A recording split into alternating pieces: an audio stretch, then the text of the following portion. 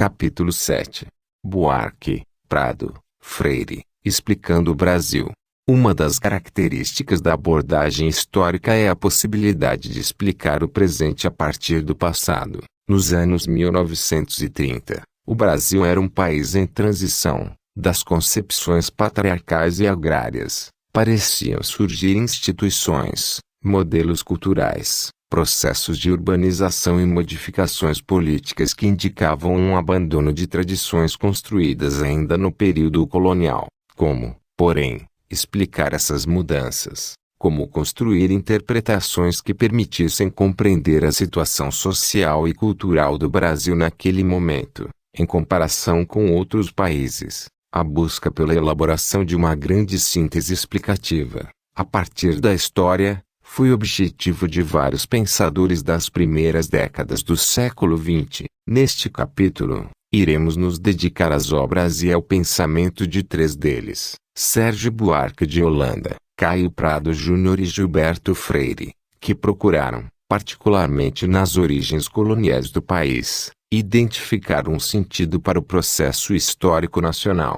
Os estudos sobre o Brasil nos anos 1930, numa terra radiosa vive um povo triste. Prado, 1928, página 10. Assim começava o longo ensaio publicado, em 1928, pelo mecenas e escritor Paulo Prado, readaptando, para o cenário brasileiro, um pensamento oriundo da antiguidade, post-coitum, animal triste, ou traduzindo do latim, após o coito, todo animal entristece, fazia parte de sua tentativa, adotando uma perspectiva sem dúvida original, de tentar descrever o caráter do povo brasileiro. A história do Brasil é o desenvolvimento desordenado dessas obsessões subjugando o espírito e o corpo de suas vítimas. Para o erotismo exagerado contribuíram como cúmplices, já dissemos, três fatores: o clima, a terra, a mulher indígena ou a escrava africana. Na terra virgem tudo incitava ao culto do vício sexual. Desses excessos de vida sensual ficaram traços indeléveis no caráter brasileiro. Prado, 1928, página 10. O raciocínio de Prado era de que o Brasil seria formado por um povo entristecido pela luxúria, e isso teria influenciado a sociedade brasileira como um todo, o que, em parte, explicava a situação de atraso, os problemas sociais e a aparente dificuldade do país em se tornar efetivamente moderno. Segundo seu raciocínio, a luxúria teria deixado traços indeléveis na população e isso teria afetado, inclusive, a inteligência de seus indivíduos. O texto de Paulo Prado foi produzido em um momento em que a intelectualidade brasileira procurava explicações para a realidade social e cultural do Brasil. Tratava-se, afinal, de um período de importantes mudanças culturais, econômicas e políticas. Foi nessa ocasião, por exemplo, que a influência de movimentos artísticos de vanguarda, de origem especialmente europeia, incentivou o desenvolvimento do modernismo no país, impactando das artes aos comportamentos. O pensamento modernista estimulou a busca por aquelas que seriam as características específicas do Brasil, as razões para os costumes da população e as formas características de suas instituições. Prado, aliás, não foi apenas um dos pensadores desse movimento, como ajudou, pessoalmente, a financiar eventos modernistas, como a Semana de Arte Moderna de 1922. Saiba mais. Ocorrida entre 11 e 18 de fevereiro de 1922 em São Paulo, a Semana de Arte Moderna foi um marco do movimento modernista brasileiro, dedicada a diferentes artes, música, pintura, literatura, escultura, sintetizou e divulgou experimentações estéticas de artistas nacionais, influenciados por movimentos europeus de vanguarda. Participaram do evento personagens como Mário de Andrade, Menotti del Piquet, Victor Breccieri, Heitor Villa-Lobos e Oswald de Andrade, que acabaram, ao longo do século XX, tornando-se referências nas artes brasileiras.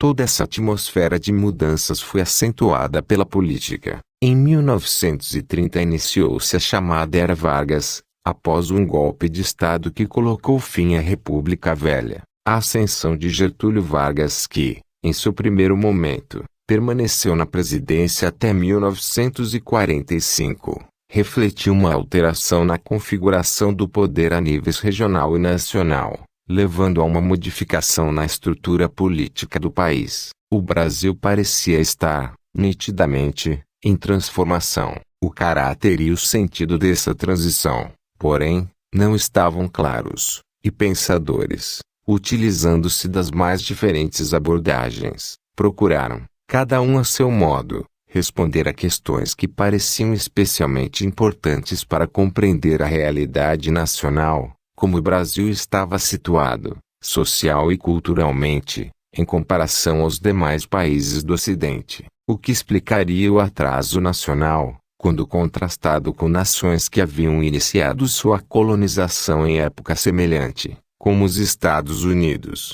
A característica miscigenação da população brasileira contribuía para a situação social que o país se encontrava naquelas primeiras décadas do século XX, o que era próprio, característico e determinante para o Brasil ser, enfim, Brasil, de certa forma, o primeiro pensador a buscar construir uma explicação abrangente para a realidade nacional, recorrendo particularmente à história, foi Von Martius. Ainda no século XIX, nos anos 1930, porém, surgiram novas abordagens, que se caracterizaram por seu aprofundamento teórico na busca por identificar o sentido tomado para o desenvolvimento do país.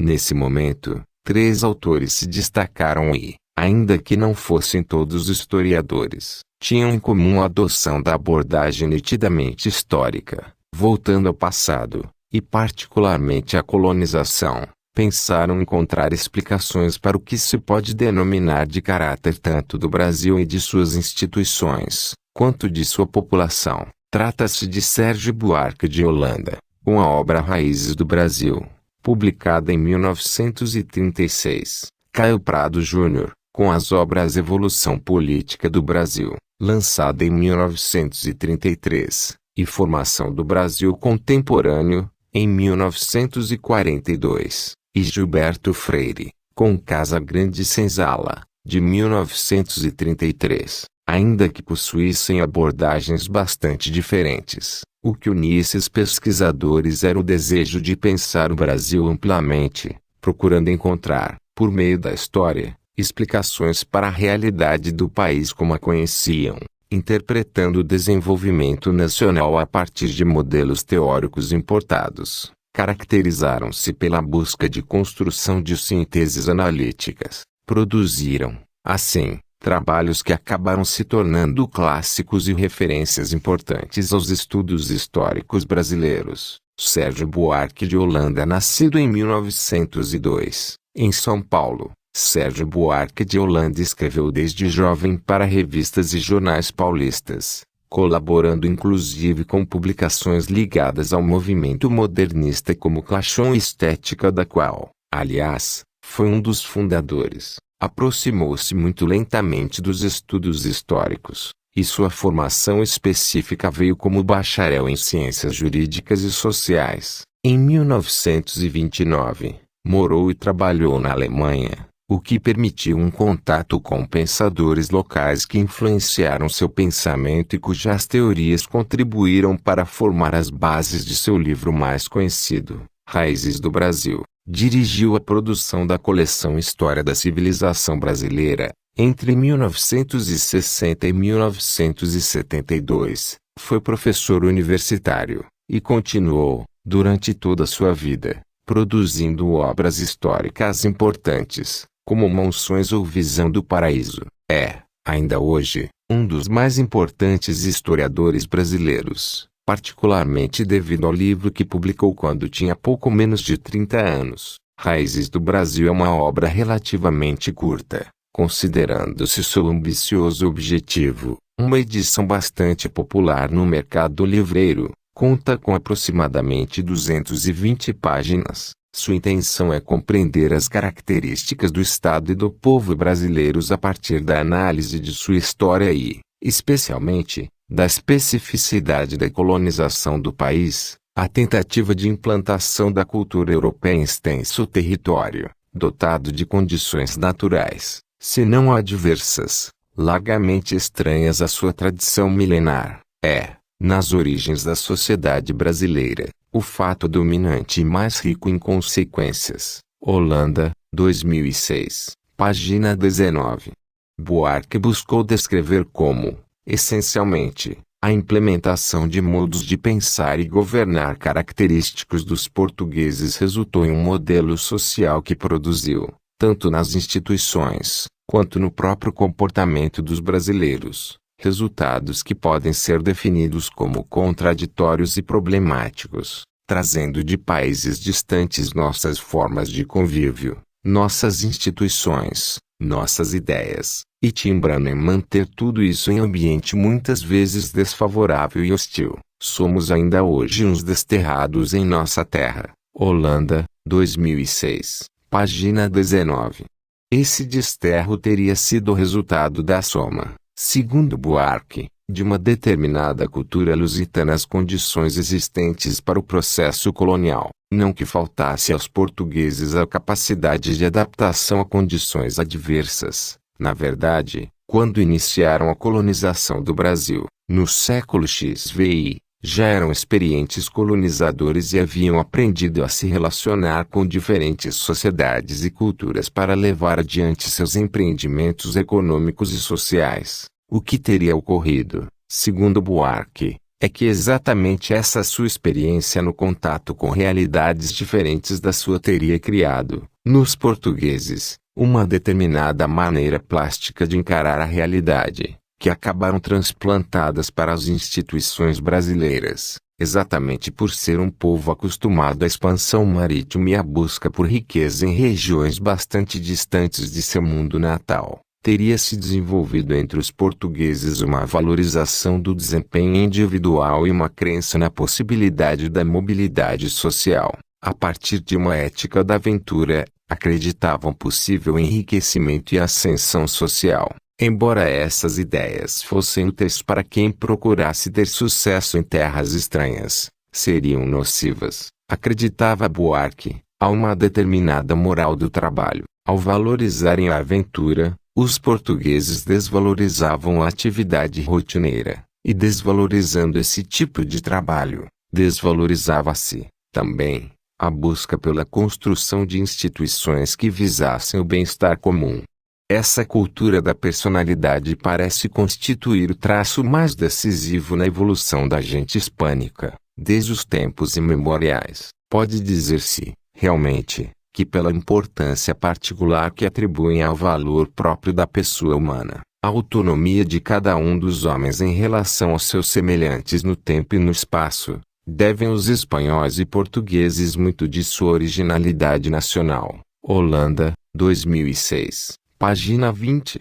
Isso teria gerado, como uma primeira consequência importante para explicar o Brasil, a ausência de uma coesão nacional. Afinal, a estrutura administrativa implementada pelos portugueses, por um lado, e a valorização do indivíduo, e não da comunidade, por outro, teriam construído instituições que não eram voltadas ao desenvolvimento da vida comunitária. Esses fatores teriam sido acentuados por outra característica nacional, encontrada também no Brasil colônia, a importância da família patriarcal e de suas formas de sociabilidade. Define-se família patriarcal como aquela composta não apenas pelos membros de sangue, mas também por agregados, empregados, indivíduos ligados por sistemas de compadrio e que teriam como chefe, um pai, o patriarca, que atuava como líder de um clã. Segundo afirmou Buarque, a família colonial fornecia a ideia mais normal do poder,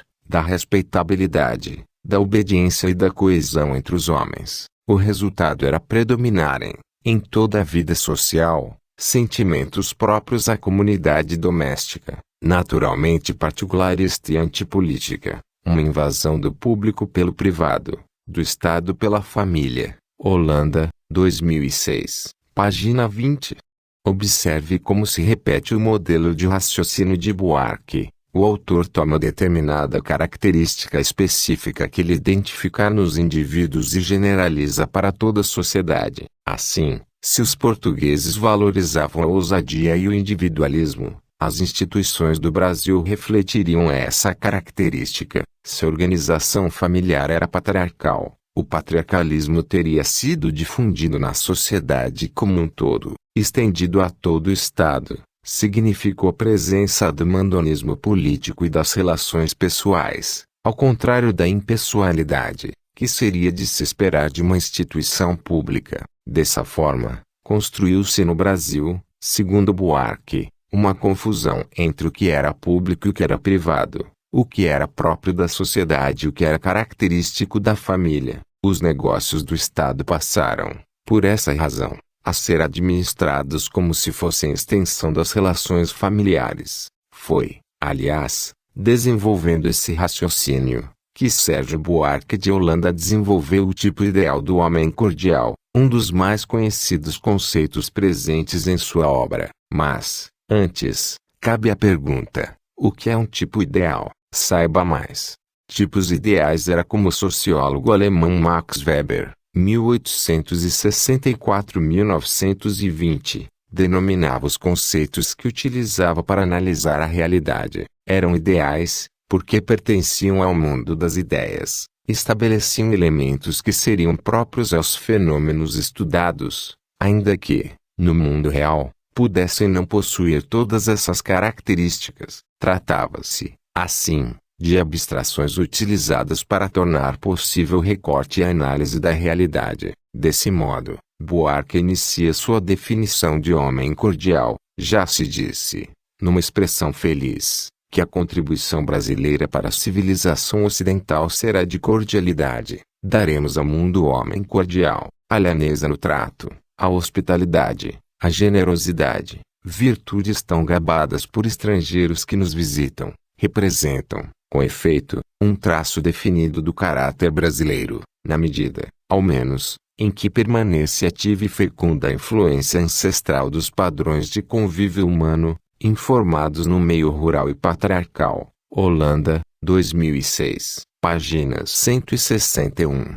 Para Buarque, essa cordialidade, que seria um traço do brasileiro, era uma continuidade dos modos de relacionamentos próprios da estrutura patriarcal. Assim, construir um relacionamento cordial com outras pessoas não teria ficado, para o brasileiro, algo restrito apenas ao ambiente familiar, mas teria se difundido socialmente enquanto uma prática de convívio, uma forma de sociabilidade. O objetivo de Buarque, porém, não era o de elogiar o caráter nacional, ou de presumir que esse aspecto afável do brasileiro fosse motivo de superioridade ou orgulho patrióticos. Na verdade, o homem cordial é aquele que trata as questões públicas, por exemplo, governamentais, como extensão das questões particulares. A cordialidade, portanto, torna-se um elemento presente nas instituições brasileiras como um todo, gerando uma confusão entre aquilo que é público e o que é privado. Para Buarque, o brasileiro, devido a todas essas características, não seria capaz de construir uma diferenciação entre aquilo que é individual do que é coletivo, e, em sendo assim, também em assuntos relacionados ao Estado, que exigiriam, teoricamente, impessoalidade e objetividade, permaneceu a presença do sentimento, da amizade, das relações afetuosas, enfim, da cordialidade. Como a colonização portuguesa teria valorizado o emocional sobre o racional, não teriam existido as bases para a construção de um Estado que fosse impessoal, o que era característico dos países considerados, à época, modernos. Pelo contrário, no Brasil, os padrões de convívio privado foram estendidos à vida pública. Isso teria gerado como consequência um enfraquecimento das instituições. É importante destacar como o pensamento de Buarque foi influenciado pelo historicismo alemão, que vimos nascer com Herder e se desenvolver com Ranke. Um dos objetivos de raízes do Brasil foi também compreender o caráter específico do Brasil e dos brasileiros, ou seja, identificar os elementos que tornavam o país absolutamente único, em uma análise que é própria dos historicistas. Um último ponto a se destacar no pensamento de Buarque, apresentado em Raízes do Brasil, é que a plasticidade social e cultural dos portugueses teria sido capaz, também, de se deixar influenciar culturalmente pela presença dos negros africanos, trazidos à força para serem escravizados no Brasil. O escravo das plantações e das minas não era um simples manancial de energia, carvão humano, à espera de que a época industrial o substituísse pelo combustível. Sua influência penetrava sinuosamente o recesso doméstico, agindo como dissolvente de qualquer ideia de separação de castas ou raças, de qualquer disciplina fundada em tal separação. Holanda, 2006, página 47. Caio Prado Júnior. Começando a discutir o pensamento de Prado Júnior, vamos comparar sua análise sobre a influência cultural negra e indígena no Brasil com a última citação de Sérgio Buarque de Holanda que vimos anteriormente. A contribuição do escravo preto índio para a formação brasileira é, além daquela energia motriz, quase nula, não que deixasse de concorrer, e muito, para a nossa cultura, mas é antes uma contribuição passiva, resultante do simples fato da presença dele e da considerável difusão do seu sangue. O cabedal de cultura que traz consigo é abafado, e se não aniquilado, deturpa-se pelo estatuto social, material e moral a que se vê reduzido seu portador. Age mais como fermento corruptor da outra cultura, a do senhor branco que se lhe sobrepõe. Prado Júnior, 1971, página 31. Comparando os dois autores, fica evidente que Prado Júnior e Buarque chegam a conclusões bastante diferentes sobre a participação dos negros africanos na formação da sociedade brasileira. Isso ocorre porque os autores trabalharam a partir de diferentes perspectivas, o que gerou explicações contrastantes sobre o mesmo fenômeno. Enquanto Buarque utilizou-se de métodos e conceitos extraídos da sociologia do período, como a ideia de tipos ideais, Prado Júnior partiu de concepções marxistas. Estudaremos os detalhes do pensamento marxista, tão importante para os estudos históricos, no próximo capítulo. Entretanto, devemos entender alguns de seus elementos para compreendermos o raciocínio de Prado Júnior já presente em evolução política do Brasil, porém mais amadurecida em formação do Brasil contemporâneo. Para Caio Prado Júnior, o aspecto mais importante de uma sociedade era a sua economia, a partir das condições econômicas, da maneira pela qual era produzida a riqueza, ficavam determinados os demais elementos sociais, como a legislação e a organização das instituições. Segundo esse raciocínio, mesmo características culturais acabavam sendo determinadas pela economia,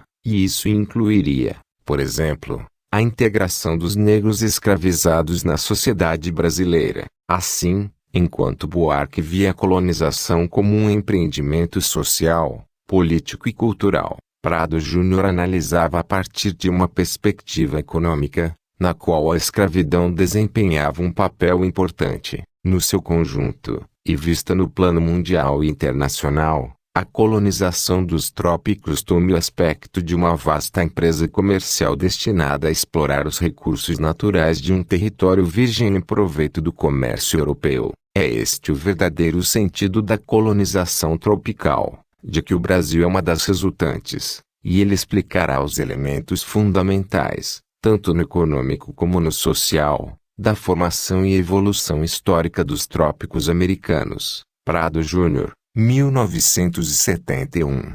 Página 31.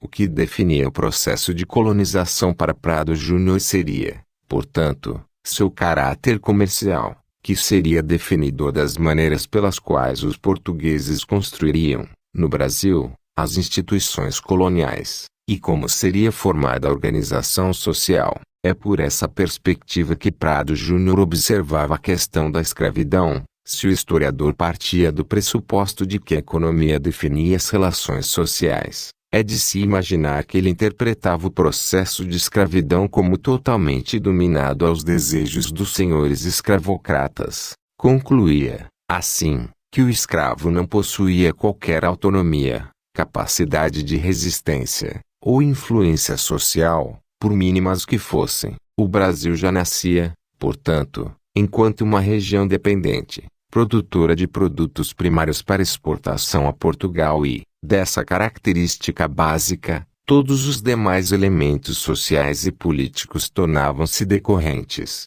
É por isso que no Brasil teriam predominado os latifúndios, pois era a maneira mais lucrativa de se produzir em grandes quantidades. Insistido na monocultura, em que era escolhido o produto que tivesse o mercado mais promissor na Europa.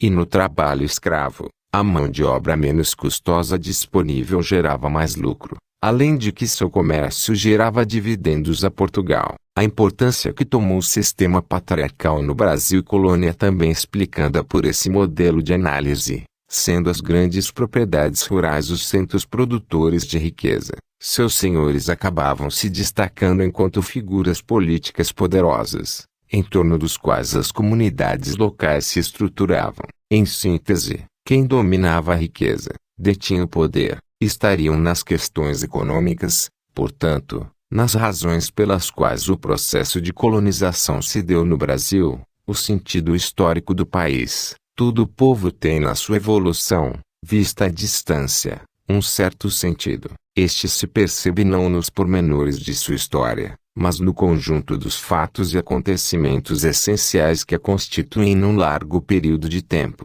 Prado Júnior, 1971, página 14.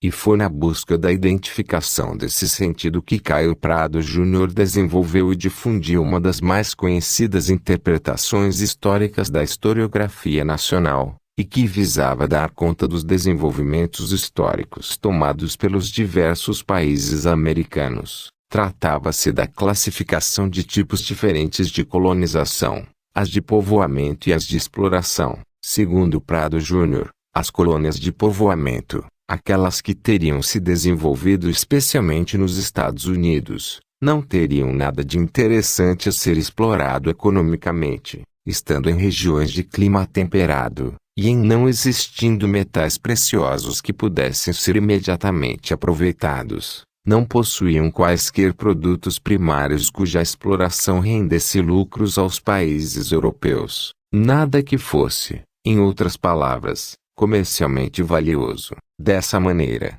essas regiões não foram colonizadas pela busca de ganhos econômicos, mas por razões de outra ordem. Se povoou essa área temperada, o que, aliás, só ocorreu depois do século XVII, foi por circunstâncias muito especiais. É a situação interna da Europa, em particular da Inglaterra, as suas lutas político-religiosas que desviam para a América as atenções de populações que não se sentem à vontade, e vão procurar ali abrigo e paz para suas convicções. Prado Júnior, 1971.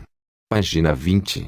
E esse motivo original de povoamento impulsionou a organização de uma sociedade que procurou reproduzir o modo de vida de suas regiões de origem. O que resultará deste povoamento, realizado com tal espírito e num meio físico muito aproximado do da Europa, será naturalmente uma sociedade que, embora com caracteres próprios, terá semelhança pronunciada com a do continente de onde se origina. Será pouco mais que um simples prolongamento dele. Prado Júnior, 1971. Página 21. As colônias de exploração, por outro lado, das quais o Brasil era um dos maiores exemplos, atraíram a atenção dos países europeus por apresentarem potencial para aproveitamento econômico. Estando em regiões tropicais e subtropicais, produziam produtos primários altamente lucrativos no comércio europeu. Seu sentido de colonização, portanto, seria o da busca pelo máximo ganho econômico, fato que teria determinado as características das instituições aqui criadas. Em primeiro lugar, as condições naturais, tão diferentes do habitat de origem dos povos colonizadores, repelem o colono que vem como simples povoador, da categoria daquele que procura a zona temperada. Prado Júnior, 1971. Página 21. Em sendo marxista, portanto, Prado Júnior observou na constituição material da sociedade colonial do Brasil parte das causas dos problemas institucionais e sociais que, nos anos 30 e 40, quando escreveu suas principais obras, identificava como sendo os mais relevantes. Para ele, nascer enquanto uma colônia de exploração teria definido, em vários sentidos, o Brasil. Se vamos à essência da nossa formação, veremos que na realidade nos constituímos para fornecer açúcar, tabaco, alguns outros gêneros, mais tarde, ouro e diamante, depois algodão, e em seguida café, para o comércio europeu. Nada mais que isto. É com tal objetivo exterior, voltado para fora do país e sem atenção a considerações que não fossem o interesse daquele comércio, que se organizarão a sociedade e a economia brasileiras. Tudo se disporá, naquele sentido, a estrutura social, bem como as atividades do país. Prado Júnior, 1971. Página 25 e 26. É importante destacar que essa explicação, ainda que interessante e instigadora, não é mais aceita como válida por historiadores e historiadores da atualidade, ainda que tenha se tornado bastante popular, eventualmente ainda aparecendo inclusive em materiais didáticos. Não consegue comportar a grande quantidade de seções e especificidades. Se toda explicação é, em algum sentido, uma simplificação, a síntese construída por Prado Júnior acabou se mostrando por demais simplista para dar conta da realidade que procurou analisar. Figura 1. Tempos de vida de Sérgio Buarque de Holanda, Caio Prado Júnior e Gilberto Freire. Fonte: elaborado pelo autor, Gilberto Freire. Leia com atenção o trecho abaixo, extraído de um livro didático de História para o Antigo Ensino Ginasial, atual 6º a 9º anos, e publicado em 1968. Depois da Guerra do Paraguai, muitos senhores libertaram seus escravos, porque achavam que era justa a causa abolicionista. Quanto ao tratamento que no Brasil se dispensava aos negros, era em geral mais humano que nos outros países. A prática da religião católica pelos proprietários muito contribuiu para esse tratamento, evitando que os escravos sofressem castigos cruéis e permitindo seu descanso nos domingos e nos muitos dias santos. Por isso, quando foi feita a abolição, muitos escravos preferiram ficar nas fazendas trabalhando com os seus antigos senhores. Hermida, 1968, página 266 de 267. Não há praticamente nada de verdadeiro nesse trecho, embora defenda uma ideia que se tornou comum em boa parte do século XX, no Brasil, de que o país, independentemente de seu passado escravocrata, teria se constituído como uma democracia racial, um local em que pessoas de diferentes etnias conviveriam em paz, sem racismos ou preconceitos. Mito que começou a ser construído ainda no século XIX, ganhou um impulso nas primeiras décadas do XX, mas recebeu sua formulação acadêmica mais rigorosa e importante com a obra Casa Grande Senzala, do sociólogo Gilberto Freire. No entanto, seria injusto reduzir o livro de Freire apenas a esse tema. De fato, apesar de todos os seus defeitos, a obra procurou apresentar uma interpretação do Brasil a partir de suas origens coloniais, construindo um modelo explicativo que se difundiu pela sociedade brasileira, atingindo, como vimos anteriormente, inclusive os livros didáticos. Influente ainda nos dias de hoje, Casa Grande Senzala apresentou inovações importantes para historiografia e sociologia nacionais, e é uma das mais importantes obras sobre o período colonial brasileiro. Nascido em 1900, no Recife, Gilberto Freire publicou sua obra-prima com apenas 33 anos. Sua análise foi bastante influenciada por seus estudos na Universidade de Colômbia, nos Estados Unidos, onde conheceu o trabalho do antropólogo Franz Boas, 1858 a 1942, e, particularmente, seu conceito de cultura. Saiba mais. Falamos rapidamente sobre Franz Boas no capítulo 3. Esse pesquisador teuto-americano, relativo à Alemanha e América, especialmente dos Estados Unidos, foi personagem importante no desenvolvimento do conceito antropológico de cultura. Ainda nas primeiras décadas do século XX, era muito comum que as diferenças entre sociedades fossem pensadas em termos de raça, ou seja, a diversidade humana era compreendida a partir de características que seriam biológicas. Boas, a partir de estudos em comunidades ditas tradicionais, desenvolveu a noção de que o que diferenciaria os grupos humanos estaria, na verdade, a sua cultura. Seriam, assim, culturais e não biológicas as maneiras pelas quais construíam a própria realidade, suas crenças, hábitos e formas de pensar e agir no mundo. Assim afirmou Freire.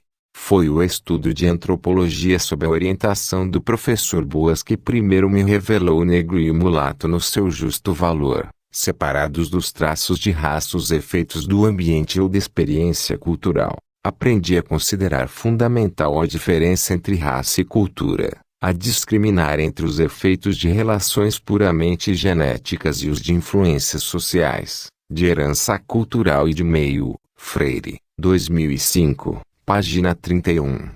De fato, diferentemente dos estudos que existiam até aquele momento, Gilberto Freire analisou os contatos entre diferentes povos, dentro do processo de colonização brasileiro, pela perspectiva da cultura. Não via, portanto, o contato entre brancos, negros e mulatos sob o prisma da superioridade ou inferioridade biológicas, mas pela ideia de que cada grupo trazia suas próprias crenças e modos de vida, que moldariam e seriam moldados pelos contatos com os demais. Ainda que o trabalho de Freire fosse fundado na sociologia e na antropologia, construiu uma interpretação do Brasil que era essencialmente histórica, pois, assim como Prado Júnior e Buarque, também Freire buscou no passado colonial identificar quais foram as condições que teriam organizado e definido a sociedade brasileira. Parte de seu raciocínio assemelha-se ao de Sérgio Buarque de Holanda. Freire também partiu da experiência portuguesa em colonizações anteriores, embora tenha se aprofundado nessa questão. Para ele, seria possível inclusive construir uma teoria, que denominou de lusotropicalismo, pressupondo a especial capacidade de adaptação dos portugueses aos trópicos. O objetivo dos estudos lusitropicais era identificar semelhanças nos projetos coloniais lusitanos em diferentes partes do mundo. A plasticidade portuguesa em se adaptar aos mais diferentes ambientes foi, para Freire, uma das razões que teriam estimulado, no Brasil, o surgimento da miscigenação, ou seja, da mistura entre indivíduos de raças diferentes. E, aqui, ele ainda está repercutindo von Martius. A sociedade brasileira teria se desenvolvido menos pela consciência de raça, quase nenhuma no português cosmopolita e plástico,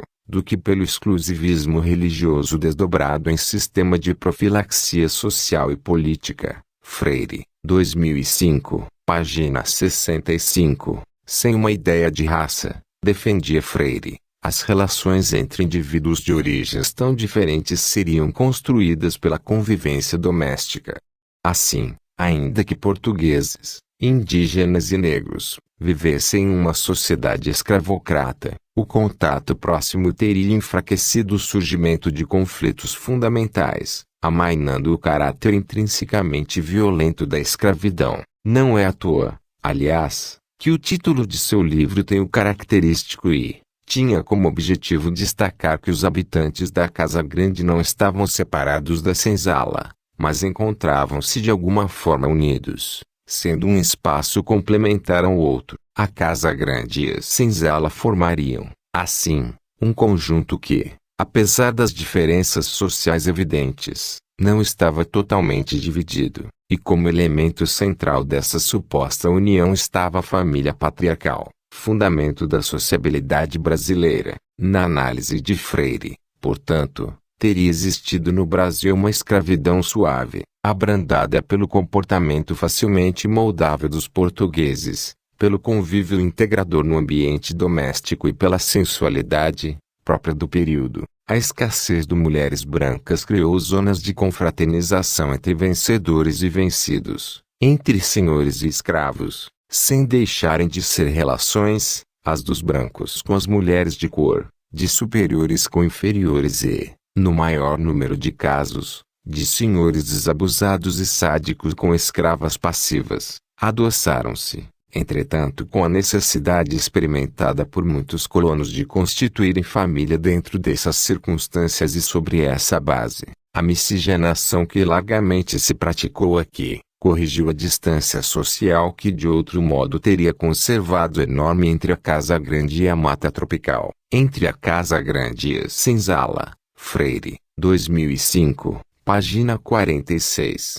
Essas zonas de confraternização, como se pode constatar pelo trecho acima, eram sexuais. Freire tem uma frase bastante citada: o Brasil parece ter se civilizado antes de se haver civilizado. Freire, 2005, página 110, em que faz um divertido jogo de palavras entre a sífilis e a civilização, destacando a importância que as práticas eróticas tiveram na construção das relações sociais, ainda que nada nos documentos históricos sustente sua tese da civilização antes da civilização. Era a ideia de Freire que o contato íntimo, sensual, teria contribuído diretamente para a criação do que seria denominado, não por ele, mas por outros, de democracia racial. Afinal, defendia que, desde o período colonial, o branco e o negro não eram estranhos um ao outro, inclusive intimamente. Vencia-se, pela libido, a distância que existia entre a senzala e a Casa Grande. Tratam-se de afirmações desprovidas de fundamento factual. A violência foi característica do sistema escravocrata brasileiro, e o que Gilberto Freire define metaforicamente como aproximações eróticas, definiríamos hoje utilizando o termo estupro, ainda que se deva cuidar com o anacronismo, e a sociedade brasileira, desde o período colonial, em nenhum momento pode ser definida como isenta de preconceitos ou racismo.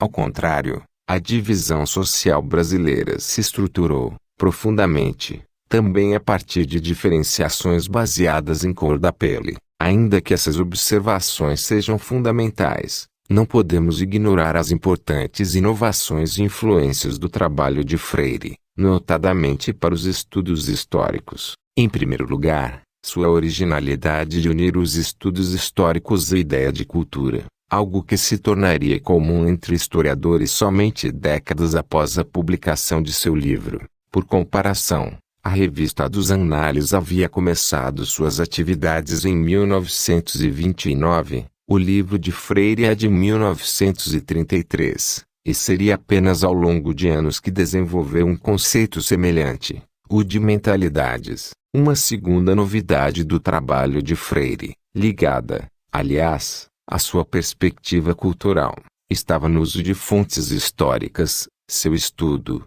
por não ser uma análise meramente política como era característico da dominante história tradicional de então, utilizou-se de notícias de jornais, mudanças na moda, receitas culinárias e análises arquitetônicas para construir modelos explicativos em conjunção a estudos sobre o clima, os recursos naturais, as questões econômicas e sociais. Ainda que não fosse seu objetivo construir uma história total, sem dúvida ampliou o tipo de análise histórica que era realizada no período.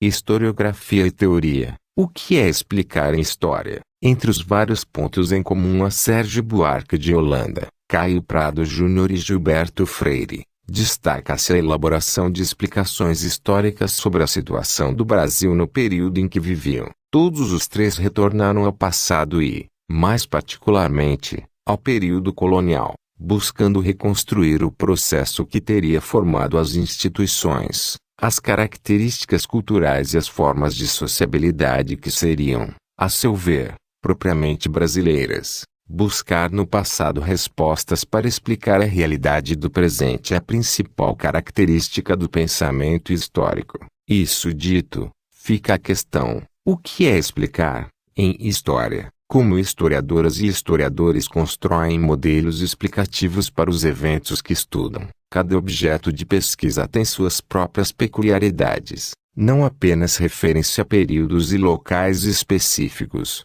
mas possuem fontes, causalidades, sujeitos, questões sociais que demandarão modelos explicativos particulares. Em síntese, cada problema histórico exige explicações próprias. Assim, os itens apresentados a seguir referem-se às questões mais comuns e recorrentes que envolvem as explicações em história. Explicar significa inserir o evento em um contexto mais amplo, e isso implica, basicamente, duas coisas: inserir adequadamente seu objeto de pesquisa em sua época e realizar o adequado debate com a historiografia disponível sobre o tema. A inserção contextual de seu objeto de pesquisa na própria época e condições históricas é parte importante do processo explicativo. Sérgio Buarque de Holanda, por exemplo, procurou explicar um específico dado da realidade, o modelo de família patriarcal no Brasil, inserindo em um contexto mais amplo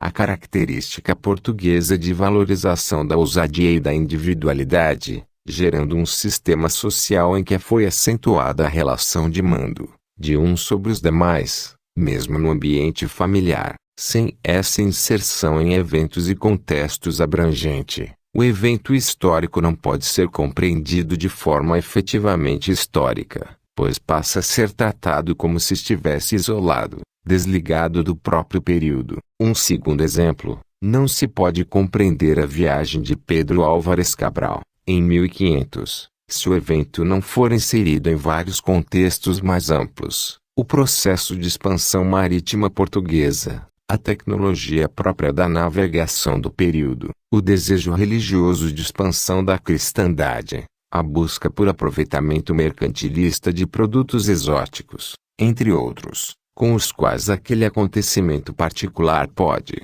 e deve ser relacionado. Deve-se, ao mesmo tempo, realizar essa inserção dentro da historiografia já existente sobre o tema. Explicar se torna, também, um diálogo com obras de historiadoras e historiadores, como seu tema se relaciona com o que já foi escrito, em quais aspectos está confirmando ou refutando o conhecimento existente. Faz-se necessário, assim, identificar em qual ponto exato seu objeto de pesquisa se encontra dentro da rede de conhecimentos históricos que já foi produzida.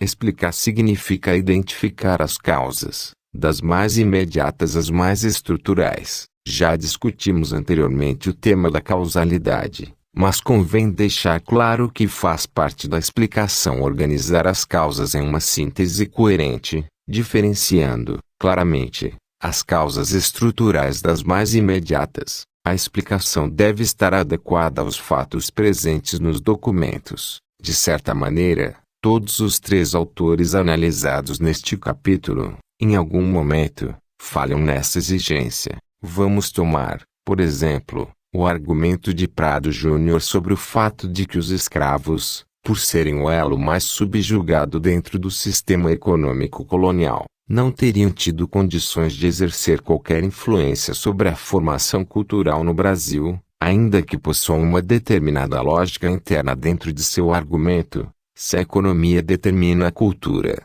aqueles mais fracos no processo de produção não impactarão culturalmente. O fato, literalmente, é que as pessoas que vieram da África e foram escravizadas, do século XVI ao XIX, exerceram profunda influência sobre a sociedade e cultura nacionais. O argumento de Prado Júnior, assim, torna-se inválido por não concordar com o que afirmam os documentos históricos. A teoria, como o marxismo utilizado por Prado Júnior, é fundamental para organizar o pensamento e auxiliar no processo de análise e conclusões. Trabalhos históricos sem teoria, já o dissemos em outro momento, são ingênuos e tendem a cair em erros analíticos sérios. Mas cair no erro oposto é tão ruim quanto. Não se pode ignorar a realidade para apenas louvar a teoria. Quando os fatos são selecionados para que se adaptem a uma resposta teórica já dada antecipadamente, saímos da história e entramos na ideologia, ou mesmo na crença. As evidências são sempre mais importantes. A explicação é probabilística. Não que haja qualquer obrigação em conhecer estatística. De toda forma, não faz nenhum mal estudá-la, mas deve-se saber que a inserção dentro de contextos mais amplos, a identificação das causas e a relação com os fatos documentados não gera uma explicação definitiva, mas apenas provável. Tudo sempre poderia ter ocorrido de forma diferente. Deve-se sempre construir os modelos explicativos deixando claro que, dadas as condições conhecidas, o evento estudado provavelmente teria ocorrido como ocorreu. Caso contrário, cai-se no determinismo, e não há história quando se afirma que os eventos irão necessariamente ocorrer, não importando como hajam os indivíduos. A explicação deve sempre ser coerente com as ações das pessoas. Segundo Buarque, o modelo de família patriarcal construído no Brasil levou a uma fraca separação entre o público e o privado. Deve-se ter claro, porém, que a família patriarcal, em si, não faz nada. Afinal, não é um indivíduo, é um conceito, que não tem vontades próprias, não age, não influencia. São as pessoas que efetivamente realizam as ações e tomam decisões. Mas é bastante comum nos estudos históricos antropomorfizarmos instituições, afirmar que, por exemplo, a inflação estimulou conflitos sociais no Brasil dos anos 1950, ou que a cultura divulgou ideias libertárias na França do século XVIII. Isso é comum e não há problemas maiores, contanto que seja sempre possível descobrir como as pessoas agiram para que, por exemplo,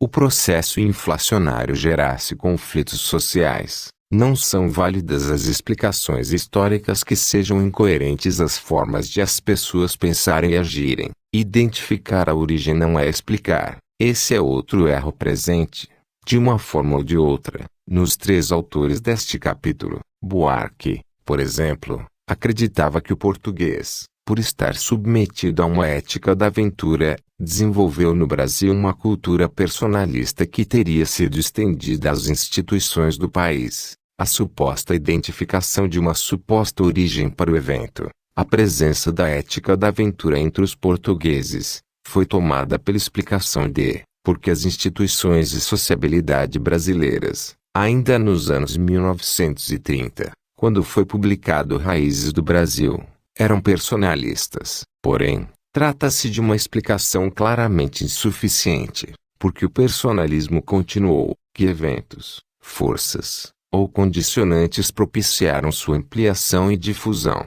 como eventos iniciados no século XVI teriam seguido, praticamente sem alteração, até o século XX. As razões pelas quais um evento ou processo histórico começa, não são as mesmas pelas quais continua. Identificar a origem, portanto, não é explicar. Em seu livro O Brasil, Mito Fundador e Sociedade Autoritária, a filósofa Marilena Chauí demonstra uma forma bastante comum que esse erro toma ainda nos dias de hoje: tomar o significado original de uma palavra, pela explicação de sua essência, antes da invenção histórica da nação, como algo político ou Estado-nação. Os termos políticos empregados eram povo a que já nos referimos, e pátria. Esta palavra também deriva de um vocábulo latino, pater, pai. Pater é o senhor, o chefe, que tem a propriedade privada absoluta e incondicional da terra e de tudo o que nela existe, isto é, plantações, gado, edifícios. Pai é o dono do patrimônio, e o senhor, cuja vontade pessoal é a lei, tendo o poder de vida e morte sobre todos os que formam seu domínio. Casa, em latim, se diz domus, e o poder do pai sobre a casa é dominium. Chauí, 2001, página 12. Nesse caso, identificar o significado original de uma palavra passa a ser confundido por sua explicação. Não é. A explicação deve partir das premissas à conclusão. Para a história tradicional, não havia propriamente explicações, mas apenas narrativas. As análises eram raras, pois analisar significava, para eles, não ser objetivo, e o texto ficava restrito à apresentação dos eventos em ordem cronológica, costurados pelos poucos argumentos do historiador. Na atualidade, porém, a realização de uma devida explicação histórica depende do estabelecimento de análises que sejam explicativas. Para isso, devem ser construídas conclusões. E como são construídas essas conclusões? Organizando, logicamente, premissas históricas, por meio da confrontação de uma afirmação geral, um dado teórico, por exemplo, com os dados obtidos junto às fontes. Esquematicamente, seria assim: premissa 1, lei geral, ou princípio teórico, ambos fundados na história, ou conclusão parcial da pesquisa. Premissa 2, dados das fontes sobre os quais se quer construir uma análise. Conclusão resultado da análise, que deve ser consequência das premissas. Primeiro exemplo, nos anos 1930 e 40, a época em que escreveu suas principais obras, Caio Prado Júnior acreditava nas teorias raciais de origem biológica, que afirmavam que determinadas raças eram superiores a outras. Essa concepção teórica foi tomada como uma regra geral para algumas de suas conclusões. Então, premissa 1, lei geral, ou princípio teórico, ambos fundados na história, ou conclusão parcial da pesquisa. Diferentes raças humanas estão em diferentes estágios evolutivos. Assim, a raça branca seria mais evoluída que a raça negra. Partindo dessa concepção, ele analisou um dado específico apresentado pela documentação histórica do período colonial. Premissa 2. Dados das fontes sobre os quais se quer construir uma análise. O Brasil, durante o período colonial, testemunhou o convívio entre pessoas de diferentes raças, e a miscigenação foi uma característica histórica brasileira. E, como decorrência dessas premissas, Prado Júnior apresentou sua análise. Conclusão. Resultado da análise, que deve ser consequência das premissas. O Brasil incorporou a escravidão, a colônia, e com isso, uma contingente heterogêneo de raças que beiravam ainda o estado de barbárie, e que no contato com cultura superior de seus dominadores, se abastardaram por completo. Prado Júnior, 1971. Página 275. Pode-se ver, portanto, como a sua conclusão é resultado de uma determinada lei geral teórica, que serviu para analisar qual seria a influência social da miscigenação, traço que considerava característico da formação do Brasil colônia. Esse exemplo serve, também, para demonstrar como um raciocínio, ainda que tecnicamente correto, pode formar conclusões equivocadas. No caso, Prado Júnior partiu de uma lei geral que sabemos, hoje, falsa, a de que existiriam raças humanas biologicamente diferentes. Vamos analisar um segundo exemplo, que vai trabalhar o tema da Revolução Francesa. Nesse caso, a lei geral foi formada a partir de um sem número de exemplos históricos que conhecemos. Premissa 1. Lei geral, ou princípio teórico, ambos fundados na história, ou conclusão parcial da pesquisa. Um Estado cuja situação financeira esteja descontrolada, e que não consiga cumprir adequadamente suas funções, facilita a geração de uma situação de instabilidade social. Essa lei geral é, na verdade, a conclusão que se pode obter de uma grande quantidade de exemplos históricos, em diferentes épocas. É bastante comum que países em que haja corrupção, grande endividamento ou incapacidade de honrar seus compromissos financeiros, testemunhem o surgimento de movimentos de instabilidade social, que podem inclusive gerar protestos, mais ou menos violentos. E qual era a situação do Estado francês antes do processo revolucionário? Premissa 2. Dados das fontes sobre os quais se quer construir uma análise. Figura 2. Pode-se perceber que era grave a situação econômica do Estado francês em 1788. Agora, considerando-se a premissa 1 e a premissa 2, fica estabelecida a conclusão. Conclusão. Resultado da análise que deve ser consequência das premissas. As dificuldades financeiras do Estado francês contribuíram para o aumento de instabilidade social no período. É importante discutir algumas características desse método. Primeiro, podem ser colocadas quantas premissas se fizerem necessárias para uma adequada explicação. Segundo, é muito comum que a lei geral, seja ela teórica ou construída a partir de múltiplos exemplos históricos, esteja suprimida no texto historiográfico. É incomum aparecer uma explicação em que se afirme, considerando-se que, usualmente, estados que possuem dificuldades financeiras contribuem para a instabilidade social. O mais comum é a apresentação da afirmação direta: o Estado francês, em dificuldades financeiras, contribuiu para a instabilidade social. Ainda que esteja ausente, o princípio geral está implícito, pois é nele que a conclusão se baseia e é a partir dele que se sustenta a força explicativa. Por fim, a estrutura que apresentamos anteriormente serve apenas como apoio didático. Ainda que o processo de explicação em história passe por esse processo, os textos historiográficos, mesmo os presentes em livros didáticos, não são apresentados dessa maneira esquematizada. Narrar não é explicar. A narrativa refere-se à apresentação de um enredo, em que as conclusões devem ser apresentadas como resultado lógico de um desenvolvimento anterior. O método narrativo, que foi muito utilizado como único modelo de apresentação histórica pelos metódicos, e se tentou abolir com a escola de análise, atualmente ainda é utilizado,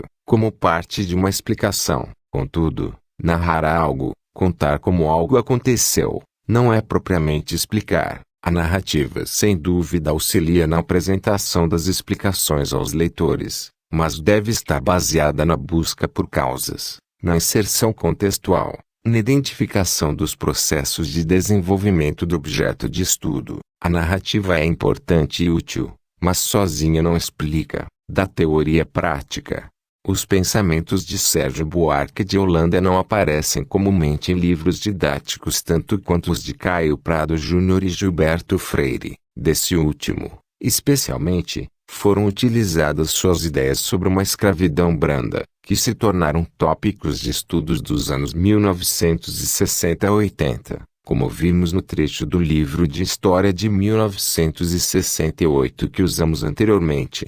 Mas qual será a influência de Freire no ensino de História nos dias de hoje? Será que suas ideias, especialmente as concepções sobre a escravidão nacional pouco violenta, ainda persistem em materiais educativos? O objetivo da seguinte atividade é que você construa uma pequena análise histórica da presença das ideias de Freire em livros didáticos. Bibliotecas públicas costumam ter livros didáticos de história de diferentes períodos, e eles serão nossas fontes. Procure encontrar ao menos um livro didático de história, para qualquer nível de estudo, dos anos 60, 70, 80, 90, além de um título da atualidade. Em cada um desses livros, procure analisar as maneiras pelas quais o tema de escravidão é tratado. Assemelha-se às ideias de Freire, ou, ao contrário, os textos afirmam a presença da violência como característico do modelo escravista brasileiro, ou, o que é possível, sequer tratam da escravidão. Anote os exemplos que encontrar e procure compará-los com a abordagem utilizada no livro didático de História da Atualidade. E lembre-se, a ausência de discussões sobre o tema da escravidão é também significativa. Uma dica: o tema da escravidão era pouco comum nos livros didáticos de antigamente. Quanto mais retornarmos no tempo, menos comuns serão as discussões sobre essa questão. Procure, portanto, por temas específicos, como movimento abolicionista, lei áurea, e mesmo proclamação da República. Serão nesses que você encontrará com mais discussões sobre o caráter da escravidão nacional. Para que você elabore uma conclusão de sua pesquisa, ficam as questões. 1. O pensamento de Freire foi incluído com frequência nos livros didáticos de história. 2. Os materiais educativos de hoje concordam com as ideias apresentadas por Freire. Síntese. Vimos, neste capítulo, como as primeiras décadas do Brasil testemunharam o desenvolvimento de estudos fundamentais que procuraram construir explicações históricas para o desenvolvimento nacional. E, apesar das diferenças, Sérgio Buarque de Holanda, Caio Prado Júnior e Gilberto Freire conseguiram construir, cada um a seu modo, importantes modelos de análises que foram, e de certa maneira ainda são, influentes na historiografia nacional. Percebemos, ainda, como explicar em história refere-se, a princípio, a um exercício de integração, inserir os eventos tanto nos demais acontecimentos do período como compreendê-los no debate com a historiografia existente. Este vídeo foi feito com o intuito de estudo, sendo do autor todo e qualquer direito autoral. Obrigado por assistir a este vídeo, e até o próximo.